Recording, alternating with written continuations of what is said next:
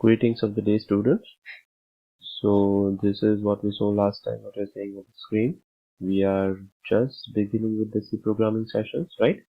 So this is the very first in basic C program. If you still have doubts, I'll suggest that you somehow reach out to me. I know you are not coming for sessions, practical sessions at college for a while now, till the new guidelines come from GTU, right? So you can reach out to me, but try to practice this at home. Okay, it's very important that you understand and write the basic C program. And we also discussed about Turbo C. Okay, I have Turbo C opened in my new tab, other tab. But before that, what we just did, let me quickly go through it. So we just saw the Hello World program. This is an output, and we write down printf. We will get the output like this.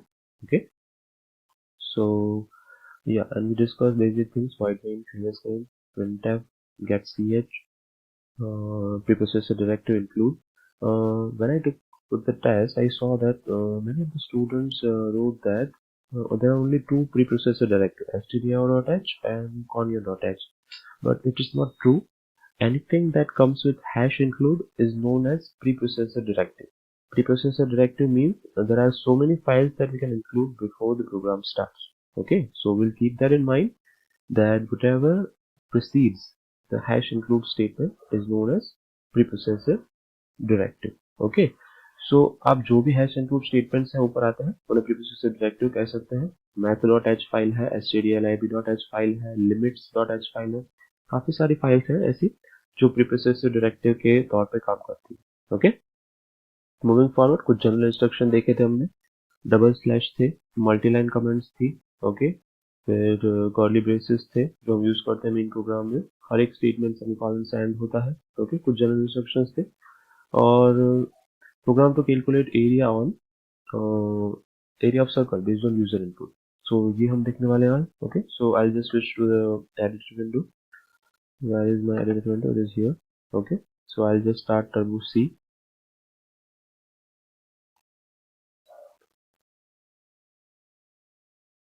Fine, so this is what a Turbo C window looks like as we discussed last time. Right, so हमें आज क्या करना है, पहले जो programme लिखा था वही मैं एक बार रिपीट कर देता हूँ. So हमने कौन सा प्रोग्राम लिखा था? We started with void main program, void main bracket starts, and what we did, wrote first was clr str clear screen instruction. Then we wrote message in printf. Okay, what was our message? Our message was simply hello world. Okay, this is what the message was. Today we are only going to do some programming tricks and programming things at how things work. See, we forgot something. As soon as we write this clear screen instruction, I have selected it. मैंने जो select किया हुआ है, आप देखिए जब भी हम clear screen instruction लिखते हैं तो clear screen instruction कहाँ define होती है, मैंने बताया था आपको. preprocessor directive में हम यहाँ पे उसकी फाइल include करते हैं. Include that file. Which file? That is conio.h. and printf जो है हमारा, as you can see my cursor, हमारी printf इंस्ट्रक्शन है वो किसके अंदर इंक्लूडेड है, उसकी डेफिनेशन है वो कौन से फाइल में है, include stdio.h. so I'll just include file called stdio.h. fine. So after printf I'm just going to jump on getch. What getch will do is it will get me a character or wait for me till I get a character from the user. Okay, so ये हमारा basic programme है. ध्यान से देखिए, मैंने यहाँ पे ये स्पेस छोड़ी हुई है सब. as you can see एक टैब जितनी स्पेस छोड़ी हुई है. It looks good in programming sense of it. Okay, programming sense में अच्छा लगता है, इसलिए सब चीजें की हुई है, सारी चीजें लाइन में है. Okay, so you can do this things और प्रोग्रामिंग दिस वे. ये हमारा सबसे बेसिक सी प्रोग्राम है. इसको रन करने के लिए हम क्या करेंगे, we're going to compile, we'll compile it. Okay, and after compiling it we will see the statistics. Okay, there are no warnings, zero warnings and zero errors, so program is good to go. Fine. Let's say if we have an error in the program, जैसे clear screen के बाद I got to the semicolon. So if you will compile it and compile, you will see that program has one error. So if you will click on enter, probably it will show that line or line after that. वो same line है, उसके बाद वाली line में आपको error दिखाएगा कि statement missing semicolon. कोई भी एक statement में semicolon missing है. So हमें पता है हमें ऊपर वाले statement में semicolon missing है. So I'll just put semicolon there. Okay काफी सारे मिस्टेक्स होती है, जैसे वाइड मेन एक साथ लिख देते हैं काफी सारे लोग, ओके, और वाइड और मेन के बीच में स्पेस है। देन काफी बार वाइड मेन में ब्रैकेट्स है वो स्क्वायर आ जाते हैं, या फिर यहीं पे कर्ली ब्रेसेस कर देते हैं। But will keep in mind कि वाइड मेन के बाद नॉर्मल ब्रैकेट्स है। वाइड मेन के बाद जो ब्रैकेट स्टार्ट हो रहा है, जो ब्लॉक हेडर का ब्रैकेट है, यहाँ से ब्लॉक स्टार्ट हो रहा है, ओके, वो ब्रैकेट है वो कर लिया है, okay, and then you and it, that is also curly bracket, okay, right. So program is good to go, compile, I compile it again. So program has no warnings, no errors. Compile करने के बाद हम run मेनू में जाएंगे, run मेनू में run option है, click on run option. So after compiling and running it, we show the output on the screen. As you can see, hello world is our output, right? Because we print the message hello world. Obviously message है वो change कर सकते हैं, message में आप कुछ भी लिख सकते हैं। लेट्स से मुझे कोई भी नाम लिखना है यहाँ पे, okay?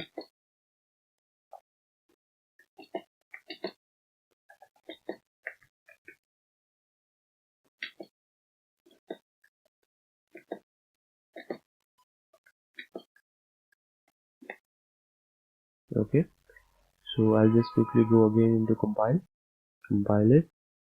See, there is still no error because I have just changed the message. हम मैसेज चेंज करने के लिए क्या करेंगे, हम जो डबल कोट्स के बीच वाला सेंटेंस है वही चेंज कर सकते हैं, डबल कोट्स के बाहर हम अभी के लिए कुछ चेंज कर सकते नहीं है, okay. So will we have already compiled it, we going to run and just run it. So as you can see my message is changed from hello world, I have changed my message to Tony Stark is the lead character of Iron Man movie series, okay. So this is what our message is, I'll just quickly remove it, right? सो आप message अपने हिसाब से change कर सकते हैं।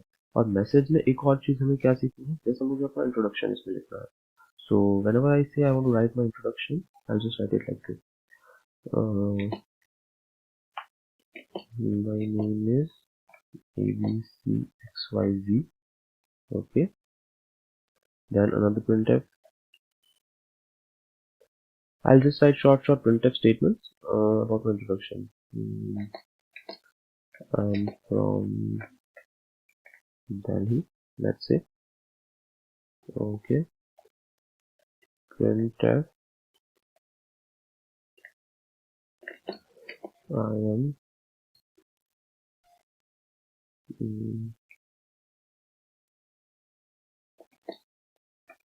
19 years old, okay.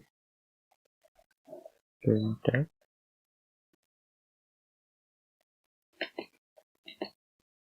I just joined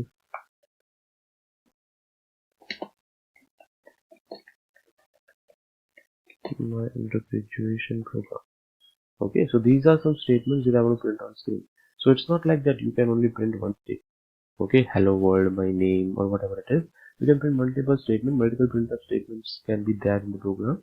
You just have to go into compile again and compile it. As you can see, there is no error. मैंने सारे स्टेटमेंट printf के सेम सिंटैक्स में लिखे हुए। एज यू कैन सी सारे printf statement start हो रहे हैं printf स्टेटमेंट से, then bracket, then double quotes, यहाँ पे स्टार्ट हो रहे हैं। हम अपना पूरा मैसेज टाइप कर रहे हैं, हम मैसेज टाइप करने के बाद हम डबल कोट्स को कंप्लीट कर रहे हैं, as you can see here. और डबल कोट्स कंप्लीट करने के बाद ब्रैकेट कंप्लीट और सेमीकोलन कंप्लीट, ये चीज आप सारी जगह पे देखेंगे, okay. As you can see, yes here also, fine. ये सारी लाइफ में ये चीज कॉमन है। हमें चेंज कहाँ करना है, डबल कोट्स के बीच में, ओके। डबल कोट्स के बीच वाला मैसेज आप है वो जो है वो आप चेंज कर सकते हैं, राइट। सो इसको हम कंपाइल करके रन करेंगे। We have already compiled it, so it's just go and quickly run it, right. Okay, my name is ABCXYZ, I am 19 years old, I am from Delhi and I just joined my under graduation program, right. ये है मेरा message full. But आपने देखा हो तो message पूरा एक ही line में आ रहा है, ओके। और हम धीरे धीरे कंपाइल और रन की शॉर्टकट की सीखते जाएंगे, जिसमें हमें बार बार रन करना पड़ेगा, कंपाइल करना पड़ेगा। अगर प्रोग्राम में कुछ चेंज नहीं किया है तो आपको कंपाइल नहीं करना है। कंपाइल का मीनिंग होता है कंप्यूटर कुछ इंटरमीडिएट फाइल जनरेट करता है प्रोग्राम को रन करने के लिए, exe फाइल जनरेट करता है। तुम्हें पता है विंडोज में कोई भी प्रोग्राम रन करना हो तो कौन सी फाइल चाहिए होती है, ये हम एग्जीक्यूशन ऑफ सी प्रोग्राम में पहले बात कर चुके हैं। If you haven't seen that video, go and watch that video. अगर प्रोग्राम को एग्जीक्यूट करना होता है तो उसकी exe फाइल पहले रेडी करनी पड़ती है। Whenever click on compile, compile पे क्लिक करने से मेरी कोई exe फाइल रेडी हो चुकी है जो कंप्यूटर को पता है। So whenever I click on run, वो मेरी exe फाइल रन करता है। जो आप आउटपुट देखते हैं वो मेरी exe फाइल में से रन हो रहा है। तो अगर हर बार मैं डायरेक्टली जाके रन पे क्लिक करूंगा तो मेरी पुरानी ही फाइल रन करेगा। जैसे कि मैं यहाँ पे थोड़ा बहुत चेंजेस करता हूँ तो कंपाइलर स्मार्ट है तो वो चेंज कर देगा। आई एम फ्रॉम दिल्ली की जगह पे मैंने लिख दिया let's say I am from Gujarat. Okay, so if I going to run and directly run it, okay, compiler strong है तो उसने चेंज कर दिया है आई एम फ्रॉम गुजरात। पर जनरली प्रॉब्लम क्या होता है, जो ओल्ड कंपाइलर्स होते हैं, जो कंपाइलर्स हैं वो बहुत ही पुराने हैं, वो कंपाइलर्स इस चेंज को जो हमने यहाँ पे चेंज किया है उसको डिटेक्ट नहीं कर पाते। तो उस चेंज को डिटेक्ट करवाने के लिए हमें क्या करना पड़ता है, पहले उसको कंपाइल करना पड़ता है। If I compile it again, मैं इसको अगेन कंपाइल करूंगा तो फर्क क्या पड़ेगा, जो मैंने दिल्ली में से गुजरात कर दिया है वो चेंज उसको दिखेगा और नई exe फाइल क्रिएट होगी जो मुझे रन करने के लिए रेडीमेड मिलेगी रन में से। Okay, so whenever you make change in program, I'll suggest first you compile it and then run it. But if you haven't made any change in your program from last program, then you can directly quickly run again as it is. तो आप बार बार उसको as it is run कर सकते हैं। ठीक, ये चीज थोड़ा क्विकली होगा।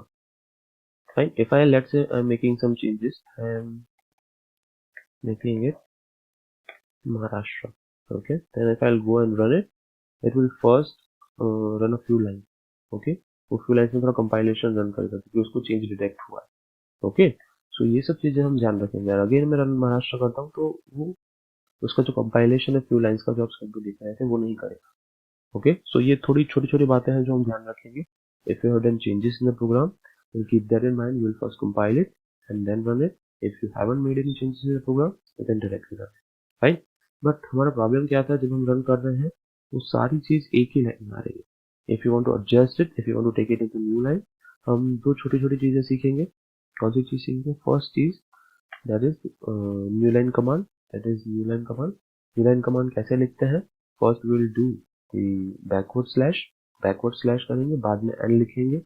ये कमांड है, ये मैसेज नहीं है, बट स्टिल ये डबल कोट्स के बीच में आता है। एज यू कैन सी मैंने डबल कोट्स किए हैं, डबल कोट्स के पहले स्लैश एन है, डबल कोट्स के पहले स्लैश एन है और यहाँ से लेकर मीन तक। ओके, ये स्लैश एन हम कहीं पे भी रख सकते हैं। स्लैश एन का मीनिंग होता है यहाँ से नई लाइन स्टार्ट कर दीजिए, यहाँ से कर्सर को नेक्स्ट लाइन में ले लीजिए। सो वो पहले क्या टाइप करेगा, my name is ABC space XYZ, इतना टाइप करेगा, full stop. And full stop के बाद उसको मैंने कमांड दिया है कि आगे की सारी जो भी चीजें हैं उसको नेक्स्ट लाइन में ले लीजिए। Okay, so I'll just quickly go into compile and compile this thing, right? So there is no warning and errors, and then I'll go into run and run again, right?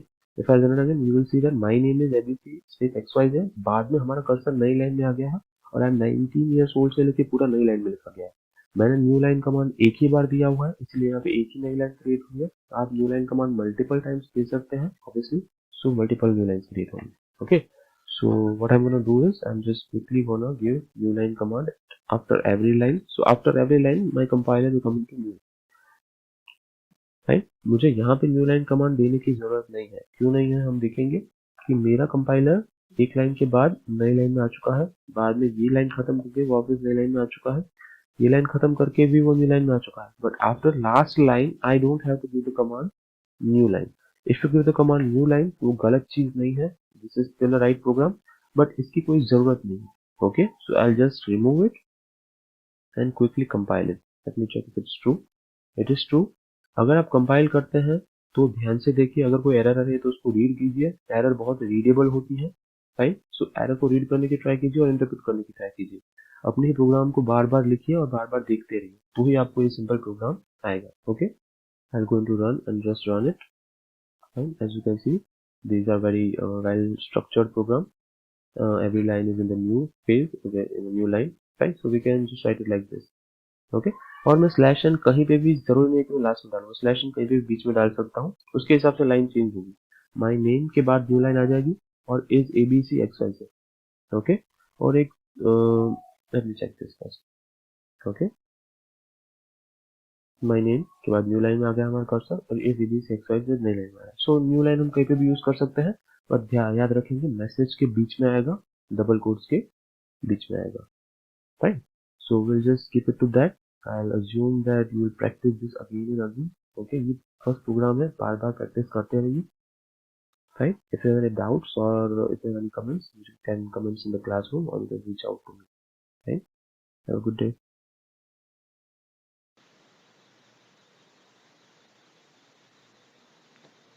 Hello, greetings of the day, students.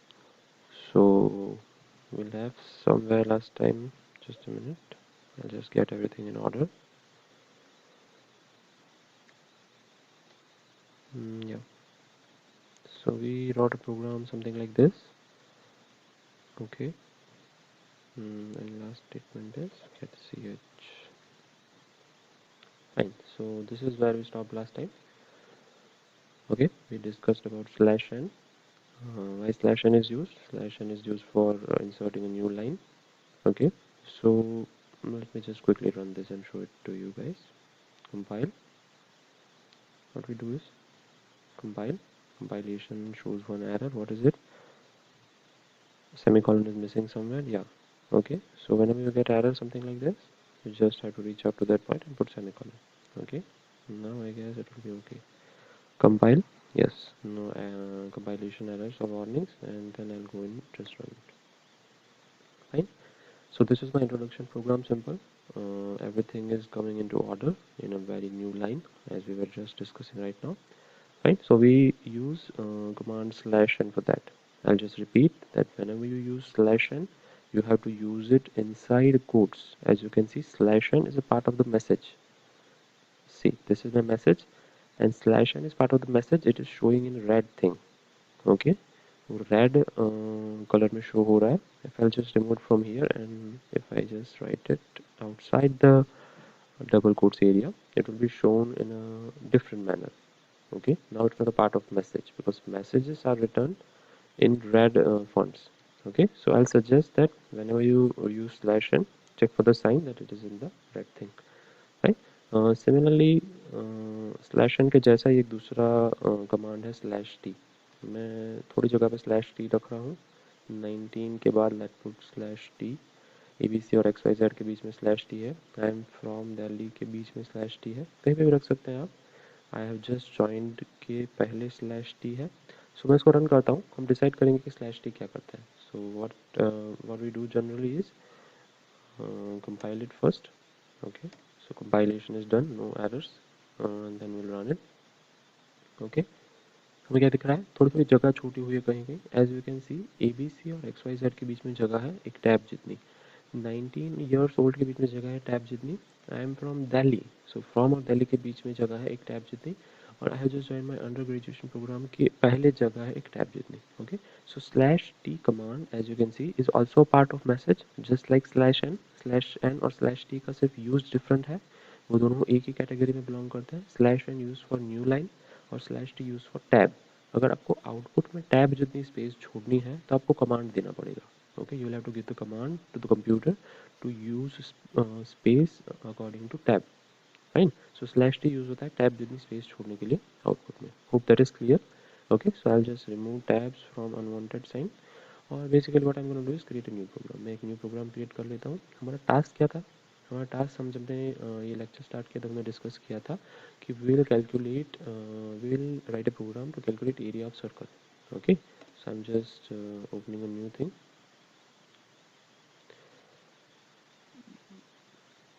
I'll just close it. I don't want to save it. You can save it if you wish. Okay, so I'm gonna write just new program. So okay, I'll start with void main, right? Void main, and then what I need, yeah, I need brackets. So two brackets, and inside these brackets I'm gonna write my program. Fine. So I'll need two directives.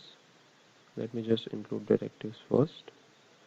Hash include onio.h, and then I have hash include stdio.h.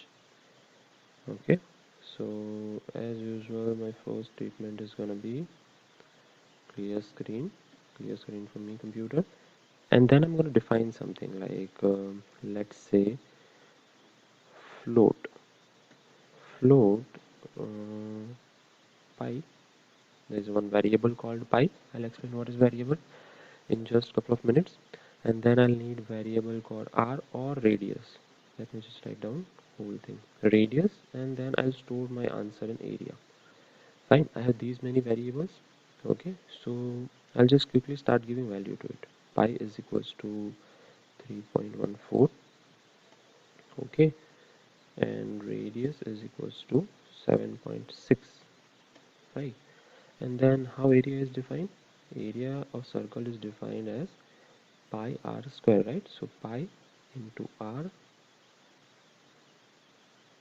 radius, we have variable called radius into radius.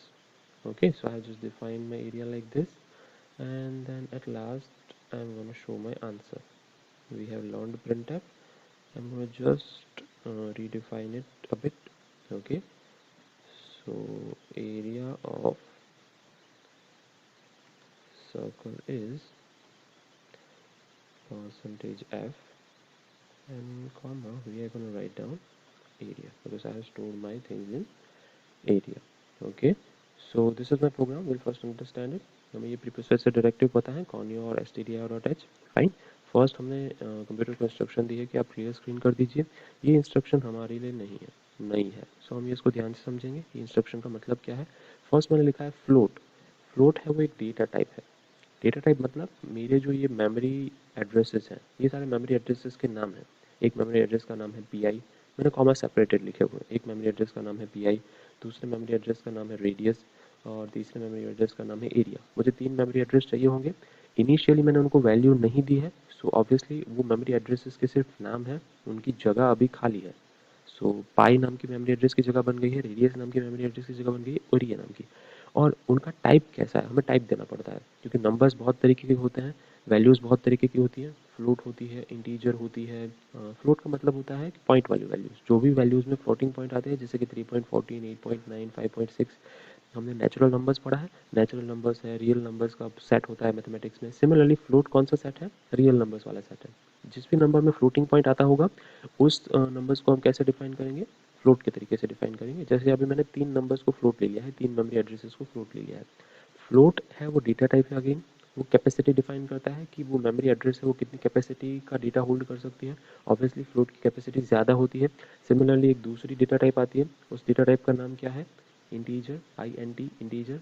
Integer मतलब सिर्फ whole numbers, 1 2 3 4 5 up to infinity. आप कोई भी number store कर सकते हैं उसमें, उसकी कैपेसिटी के हिसाब से. जैसे कि इंटीजर है वो अलाउ करता है 10 डिजिट तक. Yes, okay. अभी के कंपाइलर्स में, नए कंपाइलर्स में 10 डिजिट तक अलाउ करता है. सो आप 10 डिजिट तक का कोई भी इंटीजर वैल्यू स्टोर कर सकते हैं. ओके, इंटीजर यानी होल नंबर्स. जो भी नंबर्स हैं वो होल हैं. फ्लोटिंग पॉइंट नंबर्स इंटीजर में अलाउड नहीं है, पर पाई है वो फ्लोटिंग पॉइंट नंबर है. ओके, और एरिया भी फ्लोटिंग पॉइंट में आ सकता है बिकॉज ऑफ पाई, और हम रेडियस भी फ्लोटिंग पॉइंट में अभी देने वाले हैं. सो सारे वैल्यूज को मैंने फ्लोट रखा हुआ है. ओके, सो ये स्टेटमेंट क्या करता है, 3 मेमोरी एड्रेस क्रिएट करता है डिफरेंट डिफरेंट नाम के. इसको हम वेरिएबल्स कहते हैं.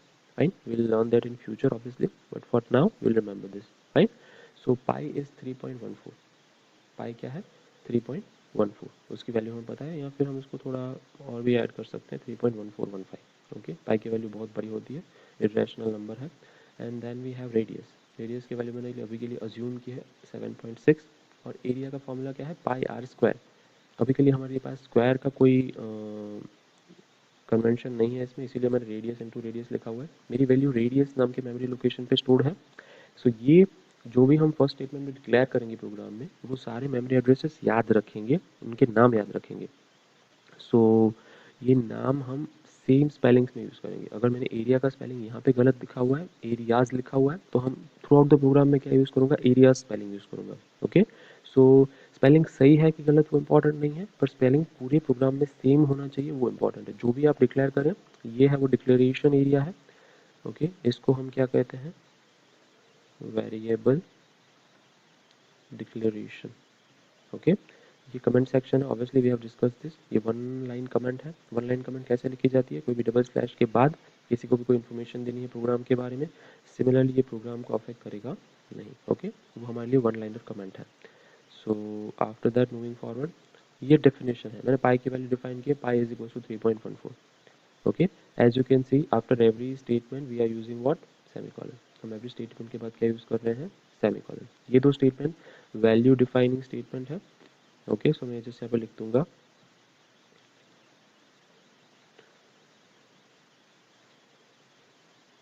assigning value to pi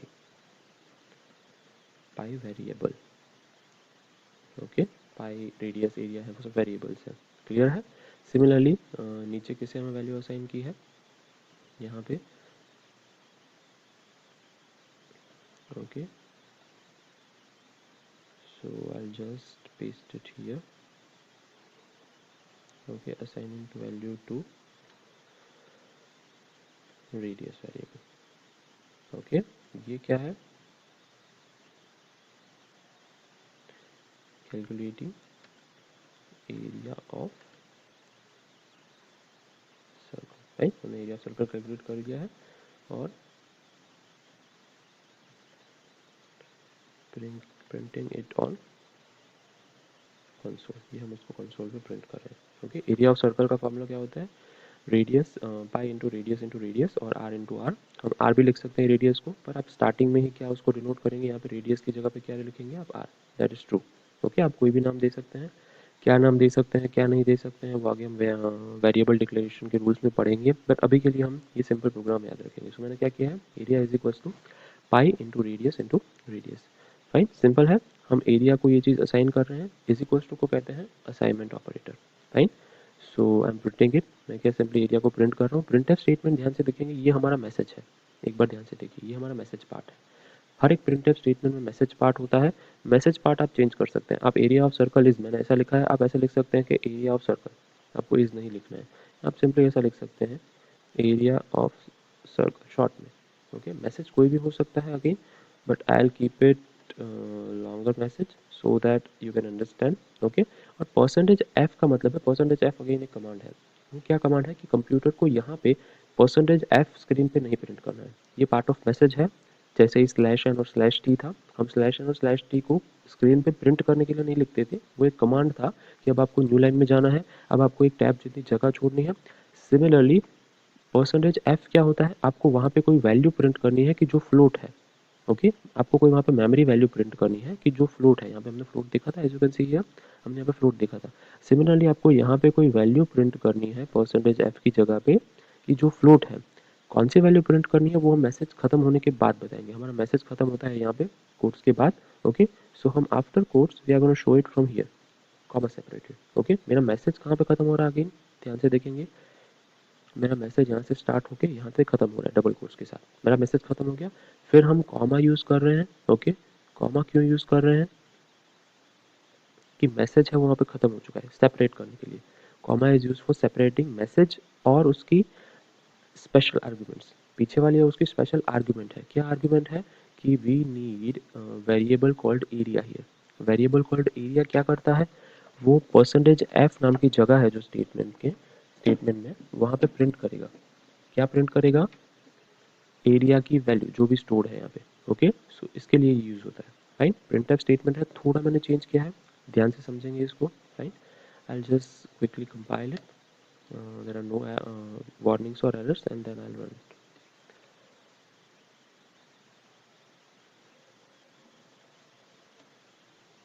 okay, we forgot gate सी। मैं जब भी इसको रन कर रहा हूँ स्क्रीन पे कुछ फ्लैश होकर चला जा रहा है। Why? Because we forgot gate c. so that is why it is not waiting for me to show the output. So I'll just quickly add the get ch statement. Okay, get c statement क्या करेगा, wait करेगा हमारे लिए कि output को show करे। I compile it again, good to go, and I just run it. Okay, now screen is waiting for us to get the character. See the blinking cursor हो रही है, लास्ट में ब्लिंकिंग कर्सर है, वो हमारे लिए wait कर रहा है। Okay, area of circle print हो चुका है। हमारा पाई की वैल्यू थी 3.1415 और रेडियस की वैल्यू थी 7.6 आई गेस, या 7.6। उसके हिसाब से अगर आप कैलकुलेट करेंगे तो आपका एरिया ऑफ सर्कल ही आ जाएगा। Greetings of the day students. Okay, so yes, हमने last time area of circle किया था। सो एरिया ऑफ सर्कल के बाद मैंने इसमें कुछ चीज़ें ऐड की हैं, जैसे कि कमेंट ऐड की है। ओके, ये मल्टी लाइन कमेंट है, जैसे हमने सीखा था। मल्टी लाइन कमेंट प्रोग्राम में कम्युनिकेशन के लिए होती है, वो प्रोग्राम को अफेक्ट नहीं करती है कोई भी तरीके से। ओके, प्रिंटफ स्टेटमेंट एक एक्स्ट्रा ऐड किया है मैंने। और ये हमारा एरिया ऑफ सर्कल वाला स्टेटमेंट है। ओके, हमने पाई और रेडियस की वैल्यू भी प्रिंट कर दी है और बाकी मैंने सिंगल लाइन कमेंट सेट की है। ये प्रीस्पेसिफाइड डायरेक्टिव है, हमें पता है। फिर हमने फ्लोट वेरिएबल डिक्लेयर की है, क्लियर स्क्रीन की है, पाई और रेडियस वैल्यू को वेरिएबल को वैल्यू असाइन की है। ओके, एरिया कैलकुलेट स्टेटमेंट से किया है। फिर अपकमिंग बोथ स्टेटमेंट और प्रिंटिंग स्टेटमेंट, मैसेज क्या कहता है मल्टी लाइन कमेंट में। और हम एक ही प्रिंटफ में एक या मल्टीपल वैल्यूज प्रिंट कर सकते हैं, राइट। ये प्रिंटफ में मैंने मल्टीपल वैल्यूज प्रिंट की है, as you can see here. Value of phi is percentage f and value of radius is percentage f. So एक ही प्रिंटफ में मल्टीपल वैल्यूज प्रिंट कर सकते हैं। उसमें बाद में कॉमा करके कितनी वैल्यूज आएंगी, 2 वैल्यूज आएंगी। अगर मैंने इसके अंदर 3 प्रिंटफ रखे हैं तो 3 वैल्यूज भी आ सकती हैं। ओके, क्लियर है। So I just quickly show it to you guys.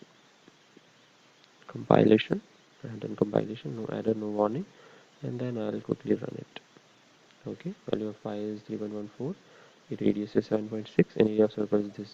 थोड़ा मैसी चीज़ लग रहा है, क्यों? क्योंकि हमने स्लैश एन यूज़ नहीं किया है। ओके, सो अगर हमने स्लैश एन सीख ही लिया है तो एंड निकाल देते हैं, एक लाइन में नहीं लिखते हैं। Let's use slash n here and after completion of this statement use slash n here. Okay, so दो जगह पे मैं स्लैश एन यूज़ कर रहा हूँ। Just quickly compile it, no errors, and just quickly run it.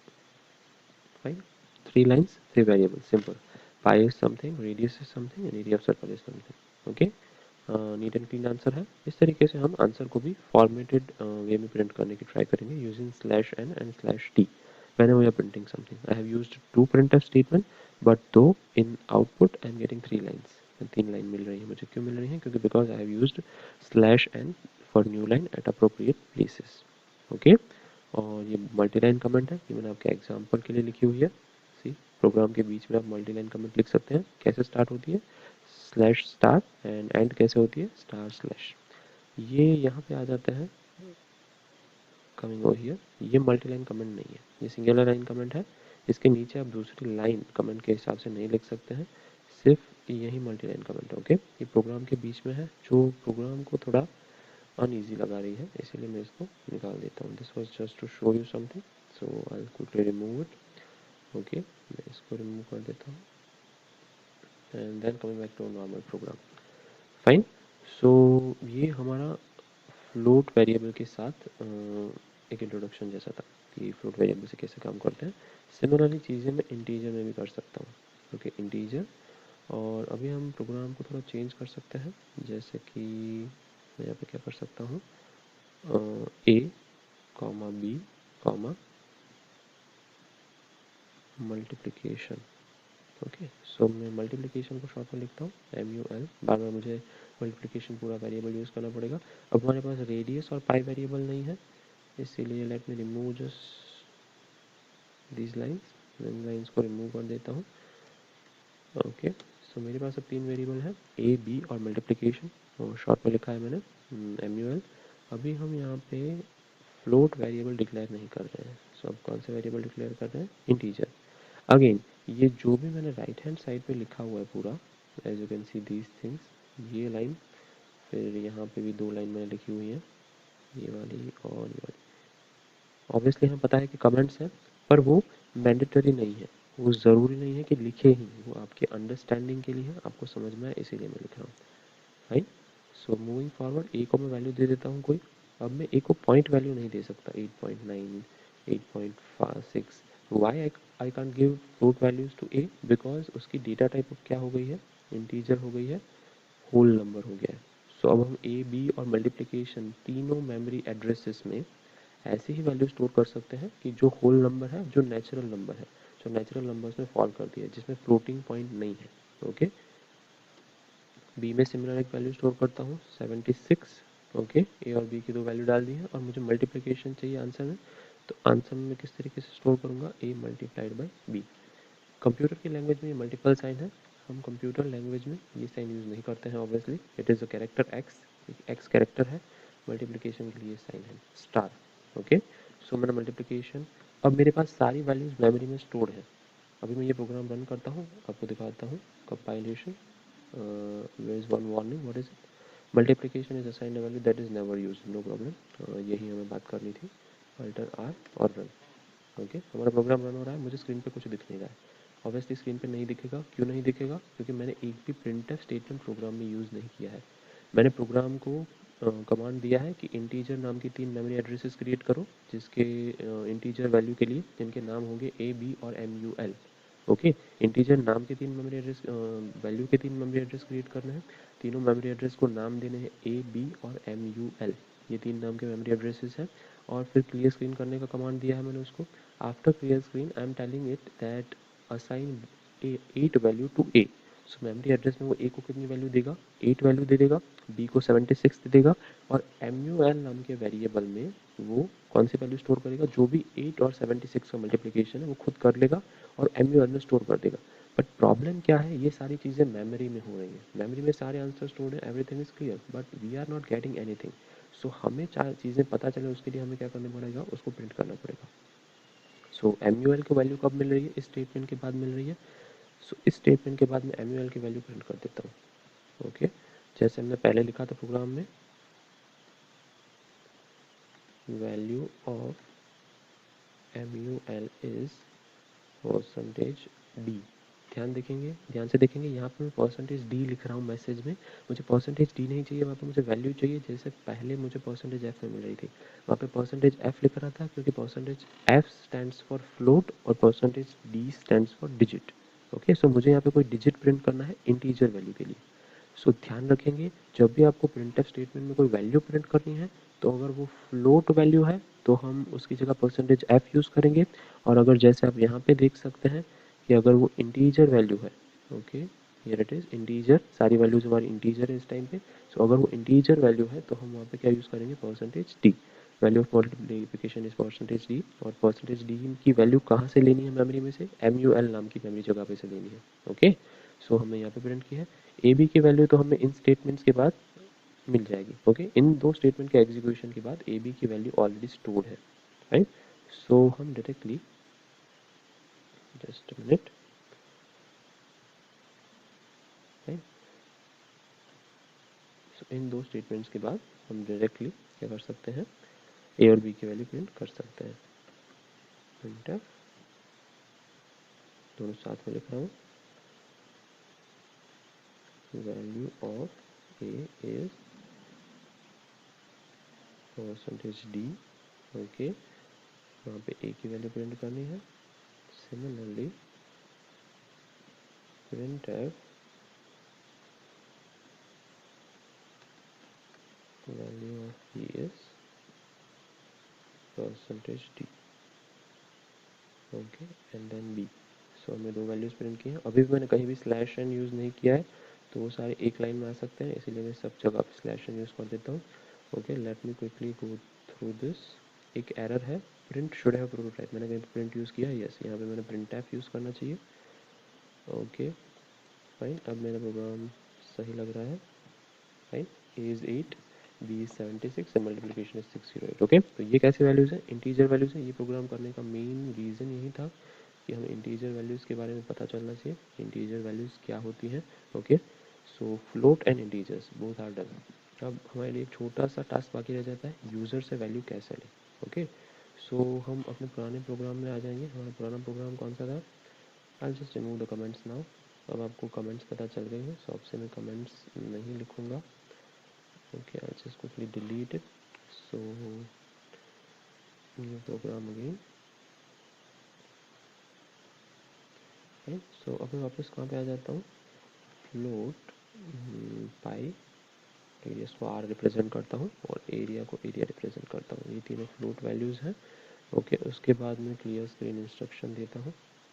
Okay, और clear screen की मुझे हर बार क्लियर स्क्रीन करनी पड़ेगी। Okay, clear screen instruction generally कोई भी वैल्यू डिक्लेयर करते हैं, वेरिएबल्स डिक्लेयर करते हैं, उसके बाद वाला सेकंड स्टेटमेंट होता है प्रोग्राम में। अगर वैल्यू डिक्लेरेशन नहीं है, जैसे कि हमारा हेलो वर्ल्ड प्रोग्राम था, उसमें कोई भी वैल्यू डिक्लेयर नहीं करनी थी, उसमें हमें मेमोरी की ज़रूरत ही नहीं थी, तो हम क्लियर स्क्रीन को फर्स्ट स्टेटमेंट लिखते हैं। ओके, सो अगर आपको कोई वैल्यू डिक्लेयर करनी है तो क्लियर स्क्रीन आपका सेकंड स्टेटमेंट होगा प्रोग्राम का, नहीं करनी है तो क्लियर स्क्रीन आपको प्रोग्राम का फर्स्ट स्टेटमेंट होगा। ओके, सो जैसे कि हम जानते हैं, हम पहले यहाँ पे वैल्यू लिख रहे थे, पाई की वैल्यू क्या है, पर अब हम वैल्यू यूज़र से लेने वाले हैं। सो यूज़र से वैल्यू कैसे लेंगे? पहले यूज़र को हम मैसेज प्रिंट करेंगे कि उसे कौन सी वैल्यू एंटर करनी है, नहीं तो उसे पता नहीं चलेगा पाई की वैल्यू एंटर करनी है आर की एरिया की। Okay, enter the value of pi. So pi की वैल्यू एंटर करेगा यूज़र। पाई की वैल्यू को लेने के लिए हम स्कैनफ यूज़ करेंगे। Okay, scanf. अगेन ये कौन सी वैल्यूज़ हैं? फ्लोट वैल्यूज़ हैं, इसीलिए आई यूज़ परसेंटेज एफ। और उनको स्कैन करने के लिए थोड़ा सा डिफरेंट है, हमें नई साइन एक यूज़ कर रहे हैं, ampersand sign, ampersand pi. So इस स्टेटमेंट के थ्रू पाई में वैल्यू स्टोर करेगा। ऊपर का प्रिंटफ स्टेटमेंट है, प्रिंटफ स्टेटमेंट सिर्फ मैसेज प्रिंट करने के लिए यूज़ होता है, उसका कोई भी यूज़ वैल्यू स्टोर करने के लिए नहीं है। हम उसको सिर्फ बता रहे हैं कि कौन सी वैल्यू एंटर करनी है, it's just a message. Actually value कौन सा स्टेटमेंट स्टोर करता है? Scanf statement. ओके, सिमिलर चीज़ रिपीट करते हैं, because I want to store value of r as well. मेरे वेरिएबल का नाम क्या है? आर। सो मैं ये दो स्टेटमेंट को क्या करूँगा? रिपीट करूँगा। Okay, just let me type it so you can remember. Quickly type कर देते हैं, printf। Again this is a message, so मैं मैसेज में उसको क्या कहूँगा? Enter the value of r. R की वैल्यू एंटर करिए और हमें उसको स्कैन कर लूँगा वैल्यू को। सो स्कैनफ मैसेज है वो वैल्यू स्टोर करने के लिए यूज़ होता है। डबल एफ आ गया है।